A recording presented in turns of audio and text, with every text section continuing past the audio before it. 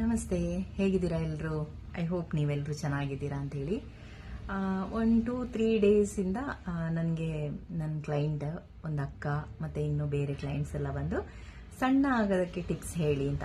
ನಾನು ಅಷ್ಟೊಂದು ತುಂಬ ಏನಿದಿಲ್ಲ, ಆದರೆ ನನ್ನ ಅನುಭವ ಹೇಳಬಲ್ಲೆ, ಬೇರೆಯವ್ರದ್ದು ನೋಡಿ ಹೇಳಬಲ್ಲೆ, ತಿಳ್ಕೊಂಡು ಹೇಳಬಲ್ಲೆ. So let's start. ಓಕೆ, ಇವತ್ತಿಂದ ನಾನು ಸಣ್ಣ ಆಗೋದಕ್ಕೆ ಸಣ್ಣ ಸಣ್ಣ ವಿಷಯಗಳು, ದೊಡ್ಡ ದೊಡ್ಡ ವಿಷಯಗಳಲ್ಲ, ಸಣ್ಣ ಸಣ್ಣ ವಿಷಯಗಳನ್ನ ಹೇಳ್ತಾ ಹೋಗ್ತೀನಿ. ಸಾಧ್ಯವಾದ್ರೆ ಫಾಲೋ ಮಾಡಿ.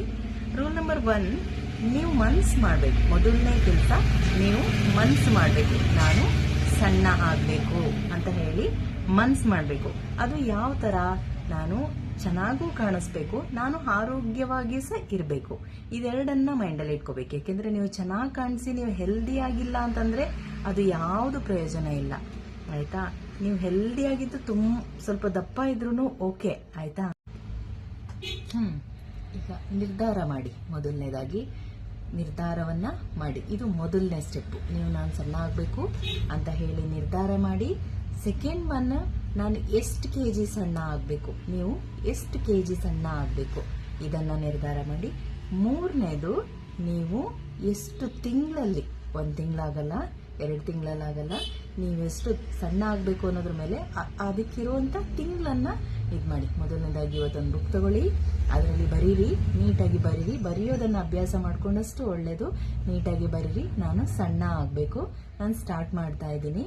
ಹಾಗೇನೆ ನಾನು ಇಷ್ಟು ಕೆಜಿ ಸಣ್ಣ ಆಗ್ತೀನಿ ಇಷ್ಟು ತಿಂಗಳಲ್ಲಿ, 6 ಮಂತ್ಸ್, 9 ಮಂತ್ಸ್, 1 ಇಯರ್, ಈ ತರ 3 ಮಂತ್ಸ್, 6 ಮಂತ್ಸ್, 9 ಮಂತ್ಸ್, ಈ ತರ 3 ಮಂತ್ಸ್ಗೆ ನೀವು ಒಂದು 10 ಕೆಜಿ ಸಣ್ಣ ಆಗ್ತೀನಿ ಅಂತ ಬರ್ಕೋಬಾರ್ದು.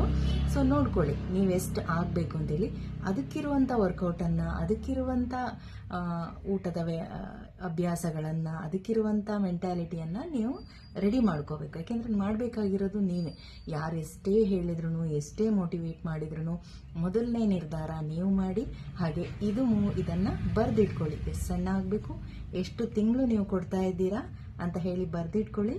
ಆಮೇಲೆ ನೋಡುವ. ಸೊ ನಿರ್ಧಾರ ಮಾಡಿ, ನಾಳೆ ಹೇಳ್ತೀನಿ ಏನು ಮಾಡುವ ಅಂತ ಹೇಳಿ.